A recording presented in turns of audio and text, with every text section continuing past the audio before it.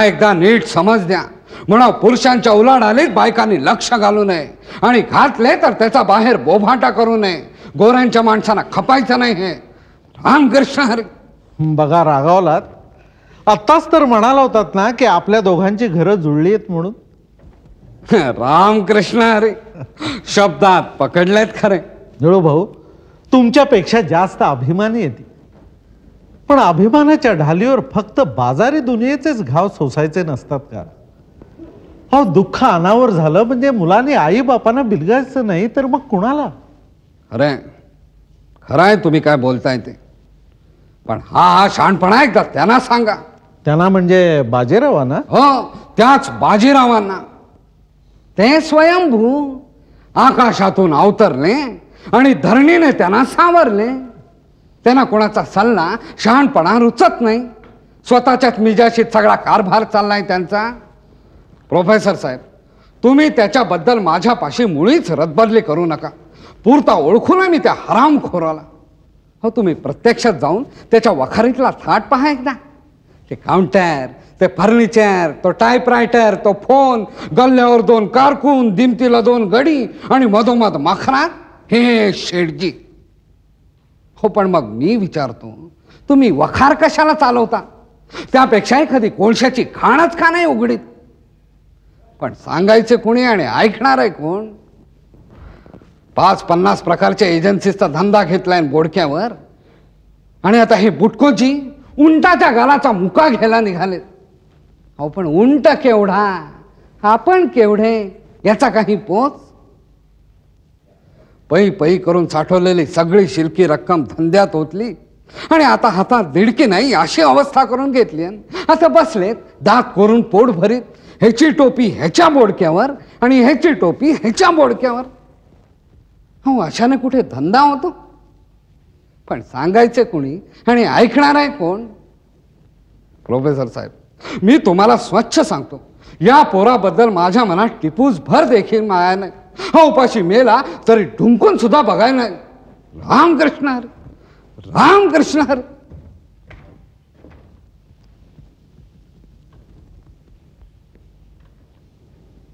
Professor साहेब, अहो उगाच काळजी करू नका. मी बघतोय तसे माझे बारीक लक्ष आहे. थोडी तारांबळ उडाली आहे. अहो, पण मी म्हणतो उडू द्या. अहो, पोराची हिंमत तरी कसाला लागेल? हिमतीशिवाय धंदा कसा होईल?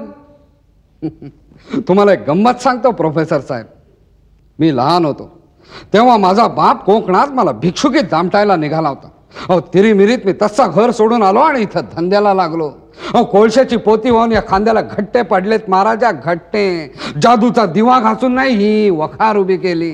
अहो, त्यासाठी सुद्धा अंगात हिंमत असावी लागते. हिंमत.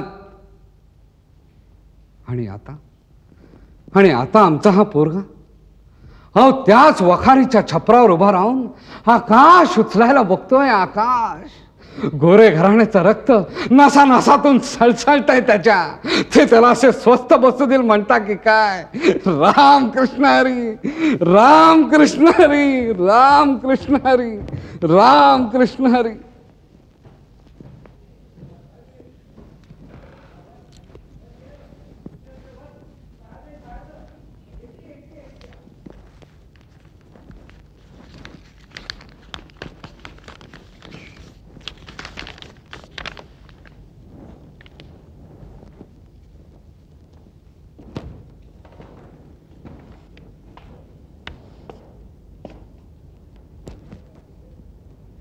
सर. कोण? सुशील बेटी तू? माझं पत्र तुम्ही फोडलात, तुम्ही वाचलात. का? भीती वाटली तुला? पण ते पत्र मी बच्चूला लिहिलं होतं. हो, वर नाव बच्चूचं दिसतंय खरं, पण care of Ballal Martand Gupte. Care ऑफचा अर्थ कळतो तुला? तरी सुद्धा हे पत्र फोडून वाचायचा नैतिक अधिकार तुम्हाला मुळीच नव्हता. नैतिक अधिकार? फार गहन शब्द वापरलास तू पूर. हे असलं पत्र एका विवाहित तरुणीनं लिहिलेलं. कुणाला? एका अविवाहित तरुणाला. हा नैतिक अधिकार तुला कोणी बहाल केला? वाचलत माझं पत्र म्हणून घाबरले नाही मी. तुझं पत्र वाचून माझी खात्रीच पटली की तुझं धाडस श्रेष्ठ आहे. तशी लेची पेची असते तर घर आणि संसार सोडून बाहेर पडलेच नसते. याचा अर्थ इतकाच की धाडसी माणसं पुष्कळ वेळा मूर्ख सुद्धा असतात. तुम्ही माझे गुरु आहात तेव्हा मला मूर्ख म्हणण्याचा तुम्हाला अधिकारच आहे. पण 2 वर्षाच्या संसारात मी किती मनस्ताप सोसलाय ते तुम्हाला काय माहित. लग्न करण्यापूर्वी मी माझ्या संसाराबद्दल किती सुंदर स्वप्न पाहिली होती. आमच्या सहजीवनाबद्दल किती रोमॅन्टिक कल्पना बाळगल्या होत्या. पण सगळं काही धुळीला मिळालं. का या स्वप्नांचा सर्जेरावाने शौक नाही वाटतं. त्यांना शौक आहे फक्त सत्तेचा. त्यांचा जीव गुंतलाय राजकारणात. सचिवालयात गाडून घेतलंय त्यांनी स्वतःला. माझं घर म्हणजे सार्वजनिक कामकाजाचा अड्डा केलाय त्यांनी. अगं एका प्रांताचे उपमुख्यमंत्री आहेत ते. त्याने दुसरं काय करावं अशी तुझी अपेक्षा आहे. अशा माणसांनी मुळी लग्नच करू नये आणि केलं तरी घरी बायको आहे याची आठवण ठेवावी. पूर्वी मला वाटायचं प्रेमविवाह झाला म्हणजे बायको हे नवऱ्याचं दैवत होतं. कुणीही माझ्यासाठी वेडं व्हावं, माझा ध्यास घ्यावा, माझी पूजा करावी अशी होते देखील मी. पप्पा नेहमी म्हणायचे आमची सुशील ज्याच्या गळ्यात माळ घालेल त्याच्या भाग्याचा देवांना देखील हेवा वाटेल. पण देव समजून दगडाच्या गळ्यात माळ घातली मी. माझ्या गुणांची कधी पारखच झाली नाही त्यांना. मी इतके लेख लिहिले, व्याख्यानं दिली, मजुरांच्या चाळीत हिंडले, साक्षरता प्रसाराचा वर्ग चालवला. पण त्यांना दिसला फक्त पोशाखीपणा आणि उथळपणा. माझी बुद्धिमत्ता, माझी प्रतिभा, माझा पराक्रम सगळ्या जगानं कौतुक करून मला आकाश ठेंगणं करून सोडलं होतं. मी आणि फक्त मी. स्वतःवर किती गाढ प्रेम करतेस तू पोरी. अगं तुझ्या मनाचा एखादा कोपरा जरी तू सर्जेरावांसाठी ठेवला असतास तरी जन्मभर तुझ्या भोवती ते नुसता पिंगाच घालत राहिले असते. पिंगा राहू दे, माझ्या अस्तित्वाची त्यांनी कधी दखल सुद्धा घेतली नाही. बंगल्यावर 10 नोकर राबतात तशी 11वी बायको. म्हणून या नोकरीचा राजीनामा द्यायचा ठरवलंयस वाटतं तू. आणि दिला तरी त्याचं त्यांना काहीच वाटायचं नाही. घरातून बाहेर पडताना मी त्यांना एक पत्र लिहून ठेवलंय. ते पत्र वाचल्यावर ते काय करतील असं तुम्हाला वाटतं? माझ्यापेक्षा तुला काय वाटतंय ते कळू दे की. जागचे हलायचे सुद्धा नाहीत. चिटणीसांना बोलावतील आणि म्हणतील हे पत्र घ्या आणि 7 नंबरच्या फाईलला लावून ठेवा आणि तिला कळवा. Matter is under consideration. नवरा पण नवरा मिळवलास तू मुली. आता माझी खात्रीच पटली. त्यावेळी माझा चॉईसच चुकला. त्यांचं माझ्यावर कधीच प्रेम नव्हतं. मग आता मी सांगतो असं कर. हा खेळ टाक मोडून आणि पुन्हा एकदा स्वतःचं स्वयंवर मांड. देशोदेशीच्या राजकुमारांना बोलव. पण लग्न करून माळ घालशील ते तुझे स्वप्न अष्टोप्रहर गोंजारण्याची हमी घेणाऱ्या एखाद्या गुलामाच्या गळ्यात मात्र घाल. पण माझी चूक मला पुरती उमगलीये. बच्चूचं माझ्यावर खरंखुरं प्रेम होतं. त्यात काही अर्थ नाही. बच्चूने आपली चूक केव्हाच दुरुस्त केली. पण आम्ही एकमेकांसाठी जन्माला आलो आहोत असं त्याला सुद्धा वाटत होतं. शक्य आहे. भ्रमात राहण्याचा मक्ता काही तू एकटीनं घेतलेला नाहीयेस.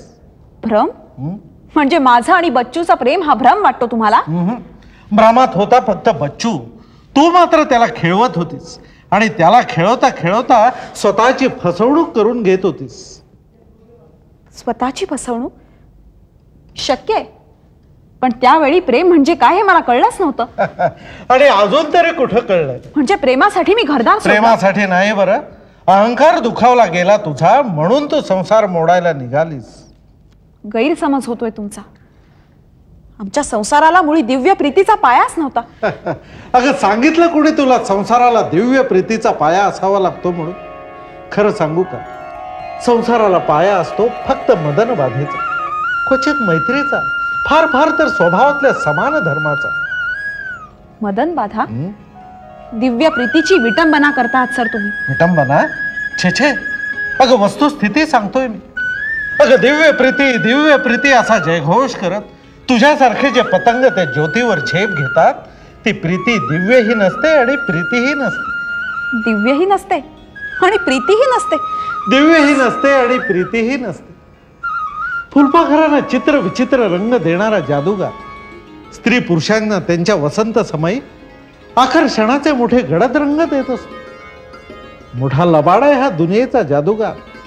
एका हाताने तो रंग भरतो आणि प्रेमिकांच्या पदरांना गाठ मारता मारता दुसऱ्या हाताने तो हलकेच पुसून टाकतो. श्रावणातल्या संध्याकाळी कधी आकाशात पाहिलेस झगमगीत रंगाच्या मेघमाला कशा दिमाखाने मिरवत असतात नाही? पण सूर्य मावळला की हा सगळा उसना दिमाग उघडतो आणि त्याच मेघमाला एका क्षणात किती ओक्याबोक्या किती कळाहीन दिसायला लागते. पुरे मला सांग, तुमच्या दिव्य प्रीतीची गत यापेक्षा काही वेगळी आहे का? तसं असेल तर स्त्री पुरुषांच्या उदात्त प्रेमाला काही अर्थच नाही उरला. नाही कसं? अगं मदन बाधेचे रंग पुसले गेले म्हणून बिघडलं कुठं? फळ धारण करण्यापूर्वी फुलानं गळून पडावं हा निसर्गाचा नियमच आहे. बेटे, उदात्त प्रेम म्हणजे संसाराच्या पोटात खोलवर दडलेला एक गुप्त धनाचा संचय आहे, समजलीस? पण हे धन केवळ वारसा हक्क सांगून किंवा वयात आलंय म्हणून मिळवता येत नाही बरं का. कोणासाठी तरी शरीर आणि मन अहोरात्र झिजवावं, तेव्हा कुठं हा गुप्त धनाचा ठेवा प्रेमिकांना दिसायला लागतो.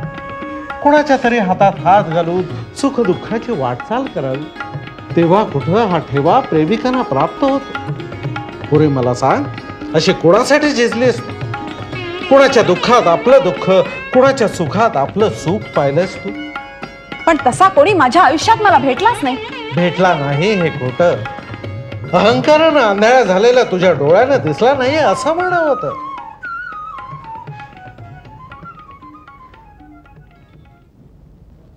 मग मी काय करावं अशी तुमची अपेक्षा आहे? जागे हो बेटी, जागे हो, आणि आलीस तशी परत जा. परत जाऊ? ही सगळी भूतं गाडून परत जा.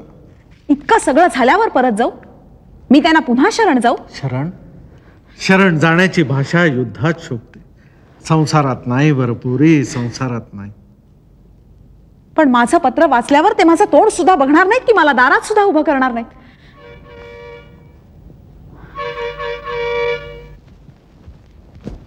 आमच्याच गाडीचा हॉर्न म्हणजे ते आले की काय? हो, सर्जेराव चाललेले दिसत आहेत. म्हणजे माझं पत्र त्यांनी वाचलं आणि तरीही ते आले, आपण होऊन आले, मला शोधत आले. याचा अर्थ इतकाच की तुझं पत्र एकदम फाईल झालेलं दिसत नाहीये. Matter has received immediate attention. पण कसं शक्य आहे? जागे हो बेटी, जागे हो, आणि आलीस तशी परत जा. थांब, मीच जा. नको नको, थांबा सर, मला जाऊ देत. पुष्कळ पुष्कळ बोलायचंय मला त्यांच्याशी. अगं, एकेकाचा विद्यार्थी येतो माझा, तुझ्यापेक्षा मी त्याला जास्त चांगलं ओळखतो. मी जा. तरी सुद्धा आज नको, या क्षणाला नको. कृपा करा माझ्यावर सर. ठीक, तूच जा बेटी, तूच जा.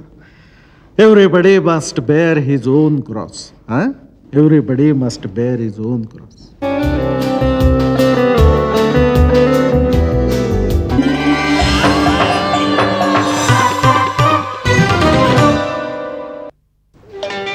Wow, Suzuki Samurai. Your bike? No problem. Hey, what about the power? Pick up, huh? No problem. Yeah? And mileage? Good, huh? No problem. Oh, can I take a small test ride? Yeah? No problem. Hey, thanks. Huh? Yeah, what? Stop my bike! Hey, who's that guy? Who took my bike? No problem. Who's that guy? Hey, Suzuki Samurai. No problem. Suzuki Samurai, the no-problem bike. There's so much that exists within you. You don't have to be very special or very talented or very skilled or very anything, you know. If you can make one person's life a little easier, that is going to give you tremendous happiness.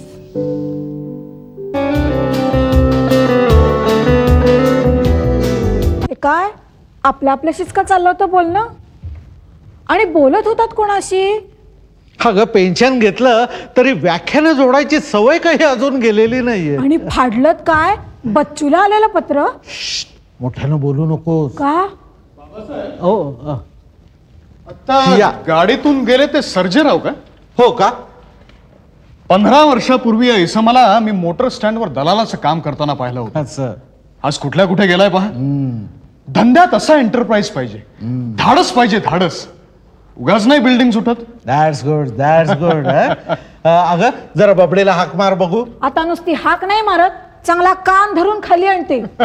माफ करा सासूबाई, तेवढं मात्र करू नका. का हो? नाही, काय होईल माहितीये का, तुम्ही तिचा कान धराल आणि त्याचा राग निघेल आमच्या कानावर. कान हातात घेऊन घरी जायची पाळी येईल आमच्यावर. बबडे, अगं बबडे, बबडे, अगं बबडे. अगं हो हो, किती हा हाकांचा सपाटा. आत्ता कुठे झोप लागलीये त्याला. अगं बाजीराव आले. मग मला कशाला सांगतेस? तू आहेस, बाबा आहेत, वाटलं तर अण्णांना देते पाठवून. बबडे मागे फिर. बायकांच्या जातीला असा उर्मटपणा शोभत नाही. अगं अगं तू कशाला शिरात आणतेस? ते काय ते आपलं बघून घेतील. पहा तर कशी म्हणते. म्हणे तू आहेस, बाबा आहेत, वाटलंस तर अण्णांना पाठवून देते. अगं ही तुला आणि मला इथून जायची सूचना आहे, कसं कळत नाही तुला? बबडे बबडे खाली आहे बघू. हा गनिमी कावा आता पुष्कळ झाला. अशी अशी समरांगणात उतर. तो बघ योद्धा इथं येऊन उभा आहे. चला बाईसाहेब. नाही, या डेंजर झोन मध्ये आता फार काळ थांबणं काही योग्य नाही. चल चल चल चल. अगं चल, मागं वळून काय बघतेस? चल चल चल चल. काय ग, मी आल्याबरोबर बाजीराव. नाही, बेस्ट ऑफ लक. थँक्यू. हे काय ग, मी आल्याबरोबरच तुला विचारणार होतो. अगं आपला बब्या कुठे दिसला नाही? बब्या? बाबा माडीवर गेलेत. बाबा?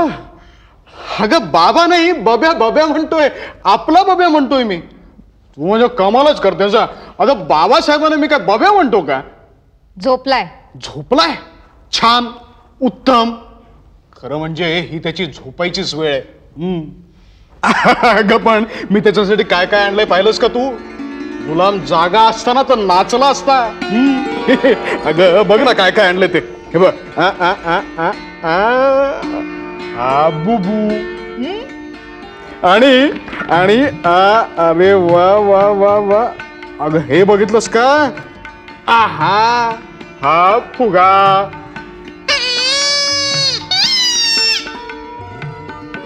हवा गेली.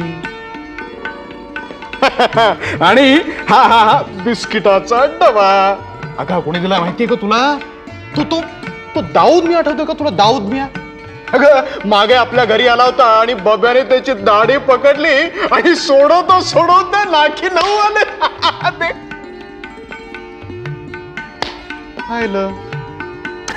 हा आणि ही पम याची गंमत माहितीये का तुला? ह्याला काही किल्ली द्यावी लागत नाही बरं का. नुसती अशी मागे ओढायची आणि ऍक्सिडेंट झाला. अगं गंमत सांगायची राहिली. तो कलकत्त्याचा सेल्स ऑर्गनायझर नाही का रामस्वामी, तो आला होता आपल्या फर्म मध्ये आज. मोठी बडी आसामी आहे बरं का. आपला सगळा बिझनेस अगदी बारकाईनं पाहिला आणि खुश झाला. 5 लाखाचा बिझनेस देतो म्हणाला. 5 लाखाचा.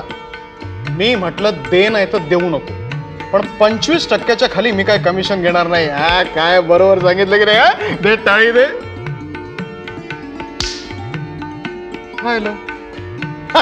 अगं त्याची गंमत काय माहितीये का? संध्याकाळी माझ्या मागेच लागला, कॅम्पात जेवायला जाऊया म्हणून. मी म्हटलं मी जेवायला काही येणार नाही. अरे आम्हाला काय फॅमिली लाईफ वगैरे आहे की नाही? हे बघ ना, हे शिवामाळ्यानं आत्ताच आणून दिली आहे. सकाळपासून बजावून ठेवलं होतं त्याला मी. हे घे ना. अगं असं काय करते? घे की. थांब, तू तशी ऐकायची नाहीस. ओम सूर्याय नमः. अरे अरे अरे अरे, हे काय? कुणी पाहिलं तर काय म्हणतील? मग काय करायचं? इतकी आराधना चालवली, इतक्या वेळेत एखादा फुटकळ देव सुद्धा प्रसन्न झाला असता. तेवढी कला मात्र चांगली साधली तुम्हाला, पण मी अशानं बदणार नाही.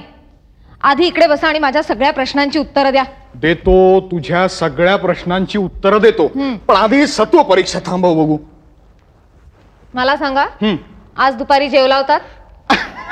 त्याची काय गंमत झाली? रामस्वामी बरोबर इडली आणि डोसा खाल्ला. इडली आणि डोसा म्हणजे जेवण नव्हे. आणि काय हो, काल रात्री तरी जेवला होतात का? तू कमालच करतेस. काल माझा गुरुवार नव्हता का? गुरुवार. असं असं म्हणजे शुक्रवारी गुरुवार करतात वाटतं. हो, असं झालंय. आणि काय हो, आज सकाळी आंघोळ गरम पाण्याने केली की गार पाण्यानं? गरम किंवा गार म्हणजे मला वाटते मी आज आंघोळच केलेलं नाहीये. काय? आज सबंध दिवसात तुम्हाला आंघोळ करायला वेळ झाला नाही? मागच्या बुधवारपासून वेळच झालेला नाहीये. ई ग बाई काय तसा आधी मध्ये मी पोहायला जात होतो ना. पोहायला? हो. या दिवसात? मग काय झालं? छान, चांगलं चाललंय. हो ना. रोज पोहायला जात जा, अबरचबर खात जा, 4-4 पाकिट सिगरेटी ओढा आणि रात्र रात्र जागरण करा. ते काही नाही, मी आज आत्ता घरी परत येते सांगून ठेवते. आज आत्ता? अगं तुझ्या आई वडिलांना काय वाटेल? काहीही वाटणार नाही. आणि काही वाटलं तर वाटू देत. संसार मला करायचंय तुमच्याशी, त्यांना नाही. अगं पण प्रकृतीसाठी तू इथे आलीस ना. मी नाही आले, तुम्हीच आणून टाकली आहेत मला. मी काहीही झालेलं नाहीये माझ्या प्रकृतीला. तुम्हीच बघा एकदा काय दशा करून घेतली स्वतःची. ते मला काय धाड पडली? चांगला खातोय पितोय, 4-4 पाकिट सिगरेटी ओढतोय आणि दाराशी देणेकरी आले म्हणजे रात्र रात्र डोकं धरून बसतोय. हेच मला आवडत नाही. आता आपल्या दाराशी देणेदार येतील नाही तर देणगीदार येतील, आपण कशाला काळजी करायची? मग तुम्ही का काळजी करता? म्हणजे काय, पुरुष आहे मी, धंदा करायचा आहे मला. तशीच मी तुमची बायको आहे, मला संसार करायचा आहे. हे बघ, तुझ्याशी वाद घालण्यात काही अर्थ नाहीये. मला मुळी वादच घालायचा नाहीये. मी आज आत्ता घरी परत येणार आहे सांगून ठेवते. हे चालणार नाही, मी सांगून ठेवतो. आता कसं चालत नाही ते बघतेच ना मी. हे अजिबात. बबडे अगं तू कशाला मध्ये घुसलीस? कसं छान रंगात आलं होतं दोघांचं भांडण. अगं बस बाजीराव, आपण खुश आहोत तुमच्या भांडणावर. अहो पण बाबासाहेब, त्याचं असं झालं की कशाला उगीच हरणारी लढाई लढताय? हरणालेलं नाही म्हणजे? मगाशीच तुम्ही ते ओम सूर्यायन महा केलं. बाबासाहेब म्हणजे पोरगा उठला गो तुझा. अरे वा, उठला बघता. हो का? गुलामाचे दर्शन नाही 4 दिवसात भेटलेच पाहिजे, हो की नाही जसूबाई? आलो रे आलो. खुशाल बाजीरावांना म्हणाले बबडीला घेऊन जा म्हणून. काय मनात म्हणत असतील बाजीराव? अगं काय म्हणणार आहेत, उलट दुवास देत असतील ते आपल्याला. नवऱ्याचं हृदय तुला नाही कळायचं. पण खरं सांगू, मुलांबद्दल मुळे तुम्हाला मायाच नाही. हा, हे मात्र अगदी खरं बोललीस. बबडी काही आता या घरात राहत नाही. अगं जाते पण ते तर जाऊ दे. जिथलं माणूस तिथं सुखी असलेलं बरं. आपल्याला तरी दुसरं काय हवंय? बबडी जाणार तसा एक दिवस बच्चूही जाईल. अगं पिलांना पंख फुटले की ती उडून जायचीच. ती घरट्यात कशी राहतील? अहो मग या घरात कोण? 28 वर्षापूर्वी आपण या घरामध्ये संसार थाटला होता, त्यावेळी इथं कोण कोण होतं? त्यावेळची गोष्ट वेगळी, पण आता हे घर खायला उठेलो मला. म्हणूनच तू मला आणि मी तुला सोबत करायची. अगं मी काय छान प्रोग्राम ठरवलाय माहितीये का? कसला? अगं आपल्या लग्नाचा वाढदिवस नाही का आला? लग्नाचा वाढदिवस? म्हणून या वाढदिवसाला आपण दोघांनी खंडाळ्याला जायचं. खंडाळ्याला? आणि या पावसाच्या दिवसात? तुझे आणि माझे सगळे आजार आणि सगळी औषधं घेऊन खंडाळ्याला जायचं. मी रेनकोट घालीन, तू छत्री घे. मी मफलर घालीन, तू शाल घे. आणखी नाही का काही? आणि त्यातलं काहीच जमलं नाही तर दिवसचे दिवस हातात हात घालून दऱ्याखोऱ्यात आपण हिंडूया. कसली बंधनं नाहीत, कसली काळजी नाही. खूप खूप हसावं, कोवळ्या उन्हात बागडावं, धुक्यातून धावावं, पावसातून भिजावं. आणखी नाही का काही? आणि यातलं काहीच जमलं नाही तर शांतपणे एखाद्या खडकावर जाऊन बसूया आपण. गत जीवनातल्या सगळ्या कडूगोड आठवणी एकमेकाला सांगूया. प्रियमध्ये 28 वर्षापूर्वी आपण असेच एका खडकावर जाऊन बसलो होतो नाही का ग? त्यावेळी तू काय म्हणाली होतीस आठवते? हो, मी म्हणाले होते या आनंदाच्या उत्कट क्षणी आपल्या दोघांचं जीवन इथेच संपून जाऊ. मग मी काय म्हणालो होतो? तुम्ही हसलात आणि म्हणालात मीही मरणार नाही आणि तुलाही मरून देणार नाही. जीवनातले सगळे रस, सगळी सुखदुःख अजून आपल्याला उपभोगायचे. प्रियमध्ये पुन्हा एकदा एका चांदण्या रात्री आपण त्याच खडकावर जाऊन बसूया. मग मी पुन्हा म्हणेन या आनंदाच्या उत्कट क्षणी आपल्या दोघांचं जीवन इथेच संपून जावं. आणि मग मी म्हणेन तथास्तु. बल्लाळ. अगं म्हटलं म्हणजे लगेच खरं थोडंच होतंय. हा सगळा कल्पनेचा खेळ आहे. कल्पनेचा खेळ, पण त्यातही किती सुख भरलंय नाही? हो ना. म्हणून तू मला आणि मी तुला एकमेकांना सोबत करायचं. आता एकदा नेहमीप्रमाणे माझ्यावर रागाव बघू. बल्लाळ.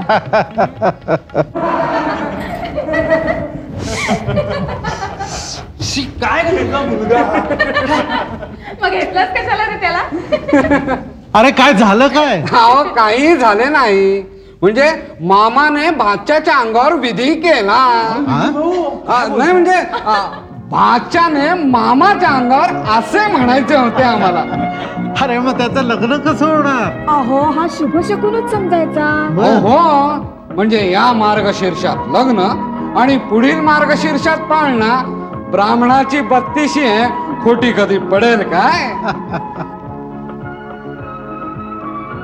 थांबा थांबा सज्जन हो, हे नाटक अजून संपलेलं नाही. हे नाटक कधी संपायचंही नाही. जोपर्यंत या पृथ्वीच्या पाठीवर स्त्री पुरुष आहेत तोपर्यंत या नाटकाचे नवे नवे अंक असेच रंगत राहणार. आमच्या नव्या नाटकाचा नायक कोण आहे माहिती? हा वरती झोपलाय ना तो बब्या. याचं भविष्य मला आत्ताच दिसायला लागलं. हा बेटा प्रेम करणार, याचा बाप याला घराच्या बाहेर हाकलणार, याची आई जीव देण्याची धमकी देणार. आणि हो, हे मात्र कुणाला सांगू नका, फक्त तुमच्याच कानात सांगतो. याची प्रेयसी तुमच्याच कुणाच्या तरी घरात जन्माला आलेली असणार. तेव्हा हा बेटा प्रेम करणार आणि मग पुन्हा तुमच्या भेटीला येणार.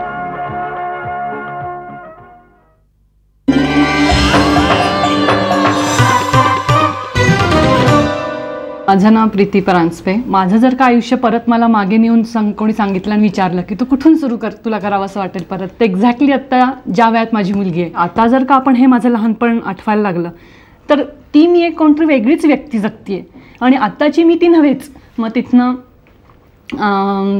नेहमीचं ते म्हणजे वेडं वय असतं त्याच्यात, म्हणजे मुलांबद्दलची टवाळकी, म्हणजे जनरल कॉलेजचं असं धमाल वगैरे असं सुरू झालं. आणि माझ्या आईची मैत्रीण, तिचा मुलगा आमच्याकडे राहायला आला आणि त्या 12वीच्या ह्याच्यात माझं पहिलं तिथे प्रेम म्हणतात ते पहिलंच, म्हणजे मी हे केलं आणि तिथेच प्रेमात पडले आणि त्याच्याशीच लग्न केलं एकमेव. तर ओके, मी खूप गमावलं.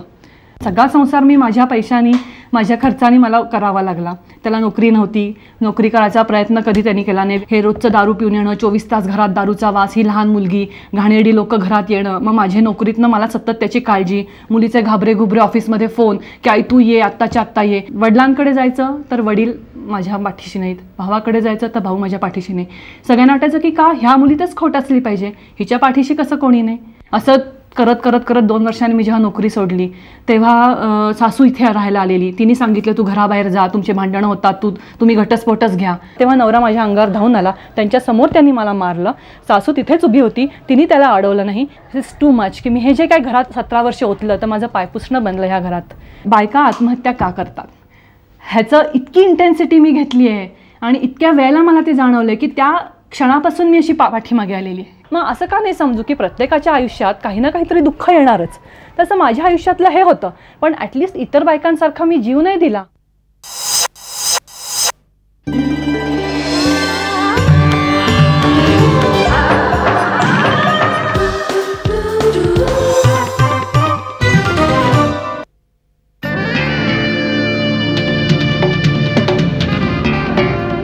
Two thumbs up. छोड़, तू छोड़, छोड़ दे, तू छोड़.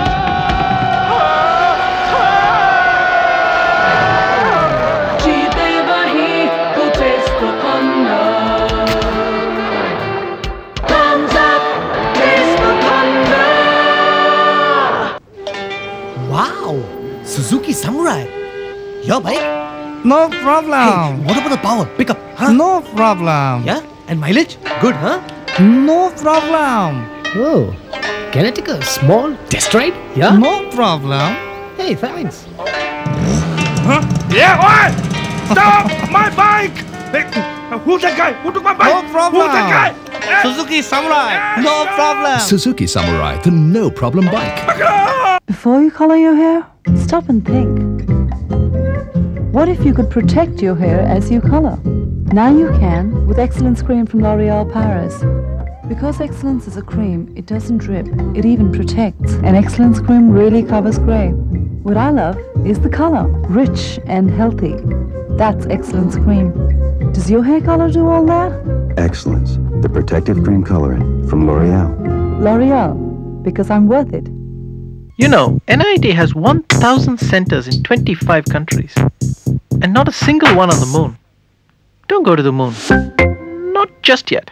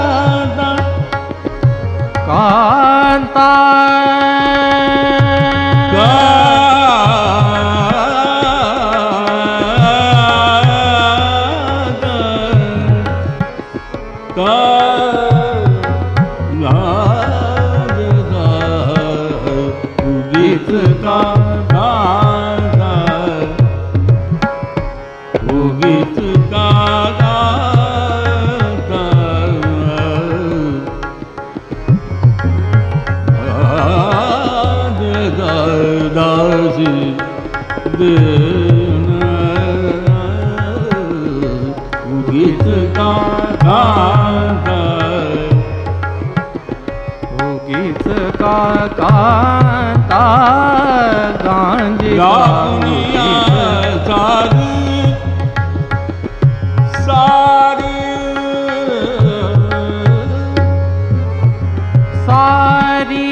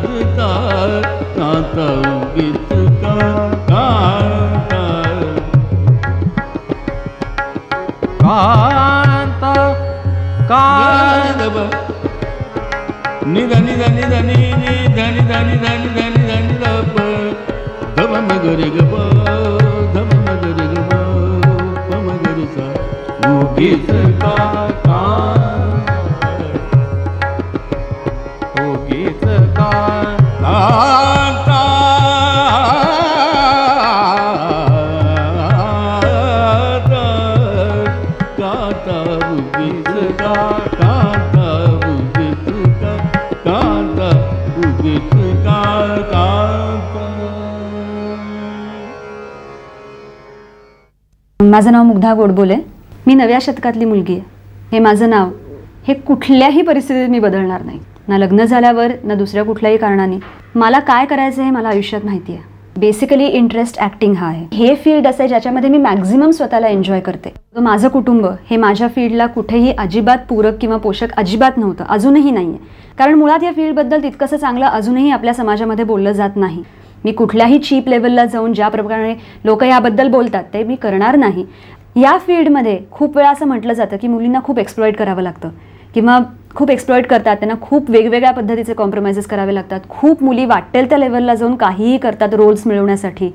मी हे माझ्या बाबतीत कधी घडलेलं नाही आहे, पण माझ्या आजूबाजूला बघितलेलं आहे. पण मी असं कधी करणार नाही. रोल मॉडेल म्हणायला गेलं तर मला शबाना आझमी रोल मॉडेल आवडेल. मला माधुरी दीक्षितही आवडणार नाही, मला उर्मिला मातोंडकरही आवडणार नाही. माझ्या आई वडिलांना आता हे पटलंय की I am on the right track.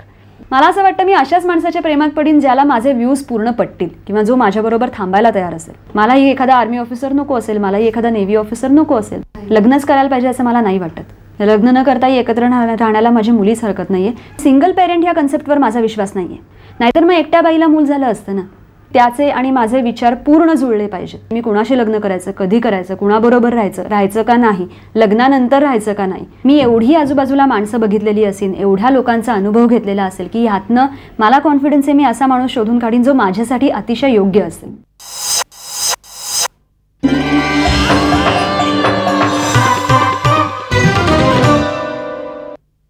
टीव्हीच बघतच नाही जास्त वेळ. अधूनमधून बघते. वेळ कमीच मिळतो आता याच्यामध्ये लाईफमध्ये, कारण मी सर्व्हिस करते. मराठी काही असेल तरी चालेल, मातृभाषा आपली ना. जास्त करून मराठीच कार्यक्रम आवडतात. मराठी चॅनल हा पाहिजेच.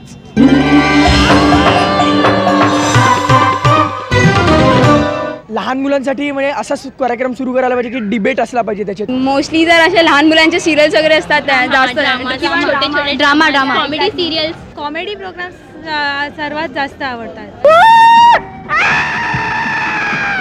3 1 1 2 3. Oh yeah, congratulations. साध मनाची घेऊ कौल मनाचा घेऊ दुनियेशी बोलू बिनधास्त. डेटिंग काय वाटतोय का शब्द ओळखीचा?